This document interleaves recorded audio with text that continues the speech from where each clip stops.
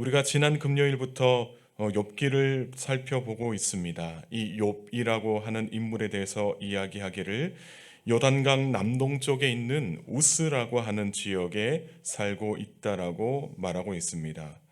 그리고 또한 이 성경은 욥에 대해서 무엇을 이야기하고 있냐면 온전하고 정직하여 하나님을 경외하는 사람으로 말하고 있고 또 악에서 떠난 사람이다라고 소개를 하고 있습니다. 그런 그에게 고난이 찾아왔습니다. 누구나 겪을 법한 고난이지만 결코 감당하기 쉬운 고통은 아니었습니다. 인간의 힘과 능력만으로는 극복하기 힘들었던 그런 고통이었습니다. 이 욥의 건강에 문제가 생겼고 또 사랑하는 자녀들을 잃었으며 또 수많은 소유물도 순식간에 사라지게 되는 이 환란을 욥이 경험하게 되었습니다. 그럼에도 욥이 믿음의 사람이다라고 말할 수 있는 것은 이러한 환난 중에도 하나님에 대한 믿음을 저버리지 않았다라는 것입니다. 주신 이도 여호와시요 거두신 이도 여호와시오니 여호와의 이름이 찬송을 받을지어다 믿음으로 선포하면서 하나님께 온전한 마음으로 예배하는 그러한 신앙을 보여주었습니다. 이렇게 욥은 환난 중에도 예배를 드리고 하나님을 원망하지 않았습니다. 하지만 이 고통을 참는 것이 욥에게도 쉬운 일은 아니었습니다. 욥이 겨우 고통을 이겨내나 싶었는데 하루하루가 견디기 힘들어서 이제는 입을 열어서 자신의 출생을 저주하게 됩니다. 1절의 말씀을 제가 읽겠습니다. 그 후에 욥이 입을 열어 자기의 생일을 저주하니라. 욥이 입을 열었습니다. 환난 중에도 욥은 입으로 범죄하지 않으려고 많은 노력을 했습니다. 그러니까 입을 열어서 말하지 않음으로 인해서 이러한 고통에 대해서 생각하지 않으려고 했다라는 것이죠. 그러나 이제는 입을 열었다라는 것입니다. 이게 무엇을 의미하냐면 욥도 한계를 느끼게 된 것입니다. 자신의 힘과 노력으로 버틸 수 없음을 경험하게 된 것입니다. 그리고 욥이 이 입을 열었다라는 것은 자신의 생일을 저주하기 위해서 입을 열었지만 이후에 하게 될 그의 친구들과의 논쟁이 시작됨을 의미하기도 합니다. 이미 욥의 새 친구들은 욥 근처에 있습니다. 그리고 욥은 이 친구들 앞에서 자신의 심정, 자신의 괴로움을 이야기하고 있는 것입니다. 이처럼 욥은 인간으로서 참기 힘든 고통을 당하고 있었고 결국 입을 열어서 자신이 태어난 것에 대해서 저주를 하고 있습니다. 사람이 너무 힘들면 내가 왜 태어나서 이런 고통을 겪어야 하지? 라고 하는 질문을 던지게 됩니다. 그래서 우리는 고통을 겪고 있을 때 인간의 존재 이유, 내가 왜 이렇게 태어났을까 하고 질문을 던지게 되는 것입니다. 그럴 때마다 우리 그리스도인들은 말씀 안에서 바른 해답을 얻어야 합니다. 세상 사람들처럼 고통 중에 있을 때 왜 내가 태어났을까 하면서 삶을 포기하거나 삐뚤어지는 그런 삶을 살아가는 것이 아니라 하나님의 섭리를 깨달아야 한다는 것입니다. 우리 그리스도인의 삶과 신앙을 한층 더 성숙하게 만들어 가시기 위해서 하나님께서 고통을 사용하신다라는 그런 하나님의 뜻을 바르게 알고 환난 중에서도 당신의 백성들을 눈동자같이 지켜주신다라는 그 사실을 믿음으로 고백할 줄 아는 우리 모두가 되어야 할 줄 믿습니다. 그럴 때 우리가 이 세상 안에서 살아갈 담력을 얻게 되는 것이고 또한 하나님 앞에서 온전한 신앙을 가지고 살아갈 수가 있다라는 것입니다. 욥은 왜 내가 태어났을까 하는 이 질문을 통해서 자신의 고통이 얼마나 극심한가를 보여주는 동시에 자신의 존재 이유를 찾으려고 노력을 했습니다. 왜 내가 태어나서 이렇게 고생할까? 왜 내가 태어나서 내 자녀들이 고생할까? 왜 내가 태어나서 하나님 앞에서 부끄러운 삶을 살고 있을까? 하는 식으로 자신의 생일을 저주했지만 그 가운데서도 하나님을 원망하지 않으려고 했다라는 것입니다. 그래서 3절부터 10절까지의 말씀을 보면 욥은 자신이 태어난 날에 대해서 그 날에 대해서 저주를 하고 있습니다. 차라리 내가 태어난 날이 멸망의 날이었으면 하면서 이런저런 이유로 태어나지 않았더라면 이런 고통을 당하지 않았을 텐데, 이런 환난을 겪지 않았을 텐데 라고 말하고 있습니다. 그러면서 10절 말씀에 이는 내 모태의 문을 닫지 아니하여 내 눈으로 환난을 보게 하였음이로구나 라고 말하고 있습니다.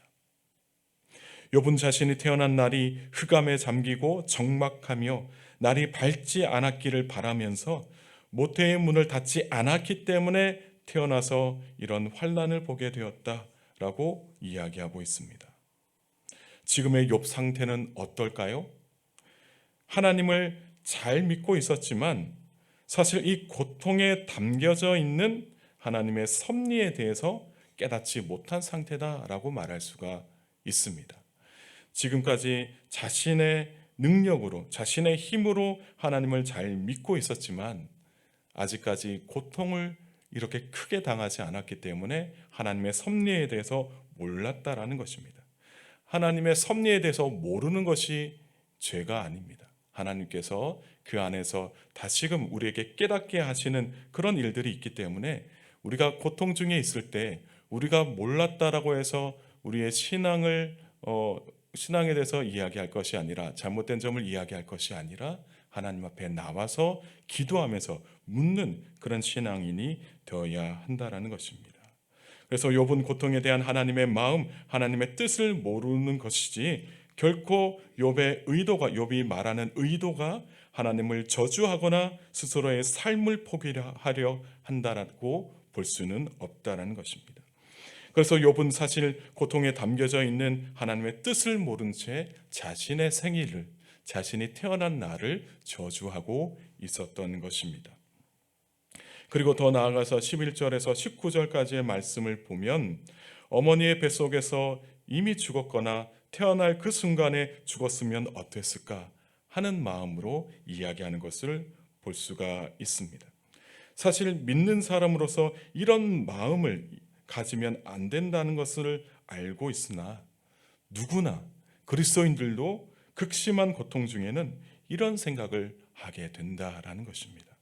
차라리 어머니 태에서 나오지 않았더라면, 태어날 때 잘못되었더라면 하는 그 생각을 할 수가 있는 것입니다.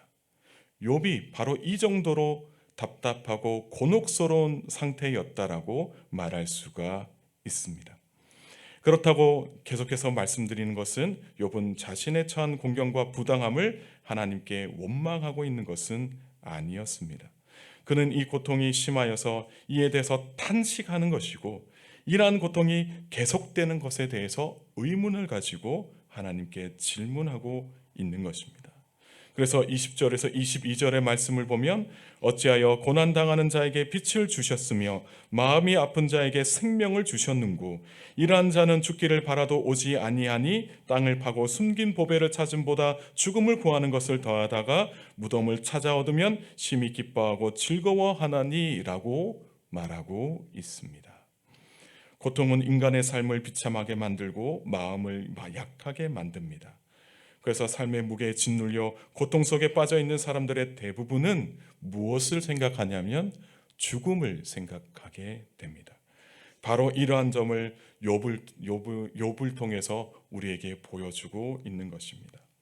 그래서 23절의 말씀을 보면 욥은 하나님이 나의 길을 다 막아놓고서 왜 내 생명을 연장해 주시는가라고 이야기하고 있고, 또 특별히 고통당할 바에는 차라리 죽게 내버려 두시지 왜 살게 하시느냐라고 이야기를 하고 있는 것입니다. 또한 24절의 말씀을 보면 욥은 음식을 앞에 두고도 먹지 못하고 탄식만 하고 있다라는 것 이야기를 하고 있으면서 동시에 밤새 처참한 울음소리를 내며 살고 있다라고 고백을 하고 있습니다. 또한 25절의 말씀을 보면 욥은 자신에게 임한 육체적인 질병뿐만이 아니라 자신을 둘러싸고 있는 두려움 그 자체에 압도되어서 나날이 고통 속에 살고 있다라고 고백합니다. 그래서 욥 자신에게는 평온도 없고 안일도 없고 휴식도 없는데 오직 있는 거라고는 불안밖에 없다라고 고백을 하고 있습니다. 이처럼 욥은 자신의 아픔과 고통을 하나님께 정직하게 고백하고 있는 것입니다. 사랑하는 성도 여러분, 오늘 말씀에서 욥은 자신의 고통에 대해서 입을 열었습니다. 욥이 얼마나 고통스럽고 아픈지 그의 고백을 통해서 우리는 알 수가 있는 것입니다. 하나님은 우리의 아픔과 고통을 모르시는 분은 아닙니다. 그러나 하나님은 기도하는 입술을 통해서 아픔과 고통 듣기를 원하시는 분이시기도 하십니다. 아파도 아무 말도 하지 않고 버티는 것보다 우리의 아픔과 고통을 하나님께 정직하게 고백할 수 있는 그리스도인이 되어야 한다는 것입니다. 그러면 하나님은 우리의 입술을 통해서 들으시고 그에 대한 바른 해답을 주실 줄 믿습니다. 그리고 우리의 고통 가운데 임재하여 주셔서 능력의 손길로 친히 이 모든 일들을 감당해 주실 줄 믿습니다. 그래서 오늘 하루 주신 말씀을 붙들고 기도하면서 삶의 자리에서 합당하게 응답받는 우리 모두가 되기를 주님의 이름으로 축복합니다. 함께 기도하시겠습니다. 우리의 삶에 풍성한 은혜를 베풀어 주시는 하나님께 감사와 영광을 올려드립니다. 새벽 제단을 쌓으며 예배를 드리게 하심도 감사를 드립니다. 주님, 이 새벽의 욥기를 통하여 하나님을 만나게 하시니 감사를 드립니다. 주님 말씀 안에서 고통에 관하여 살펴보았습니다. 인생에 있어서 가장 피하고 싶은 것 중에 하나가 고통인데 이처럼 고통에 관한 통찰력을 주시니 감사를 드립니다.